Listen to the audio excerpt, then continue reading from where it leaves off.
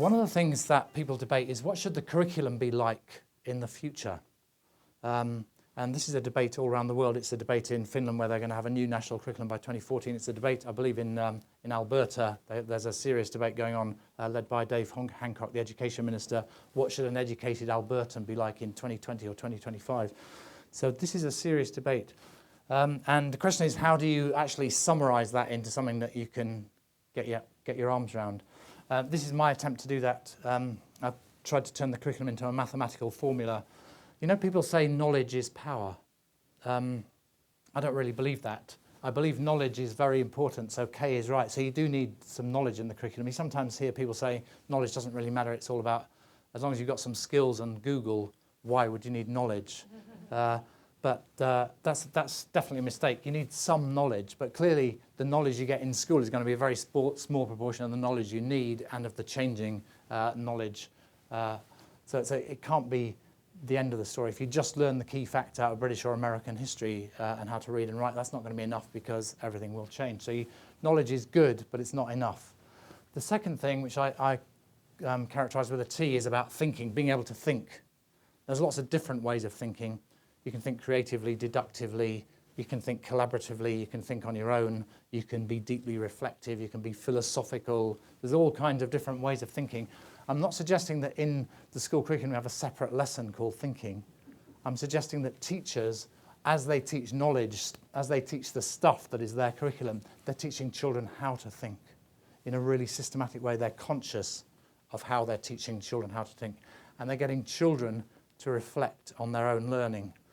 It gets called metacognition, but it's about teaching children how to think, and there's lots of evidence that that works and is important. In PISA, they're trying to get at that through the tasks. So you can't just know stuff and do well in PISA. You have to know stuff and apply it to new situations. It's only a small part of what I mean by this, but it's important. And then the third thing in this is, I use an L, I call it leadership, but you could call it a number of other things, but it's about the ability as a human being to make an impact in different situations. Can you influence your class? Can you influence and play a part in a decision in your family, in your community, in your country, maybe globally? So leadership, I mean the ability to influence other people in a constructive and positive way. And what is it in the school curriculum that teaches children to do that?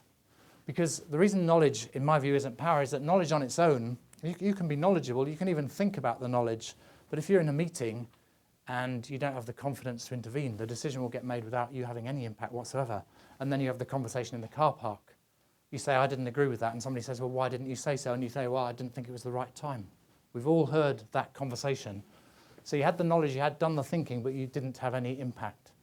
We want everybody to be able to do K plus T plus L, and then the E, which is a sensitive thing to get into curriculum, but really important when you look at the future of the 21st century, is the ethical underpinning. There's a set of values that really matter in the 21st century. The political theory talks about states of consent, places where rule of law operates, where you've got freedom of speech and all the things that are in the US Bill of Rights as developed over the last 200 and something years. This is really important.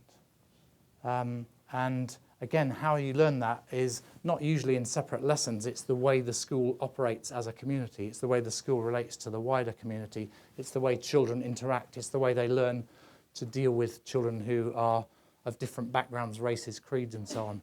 None of our big cities can work unless we get this right. In Toronto, 57% of the population was born outside of Canada. In London, 33% of the workforce was born outside of the United Kingdom. You can't make the big cities work unless you get the E in this equation right. And given that we're in the first decade in human history when more than half the world's population live in cities, that is pretty important. That happened in 1920 in America and in 1851 in England, but now it's a global phenomenon. More than half the people, and it's growing all the time, live in cities.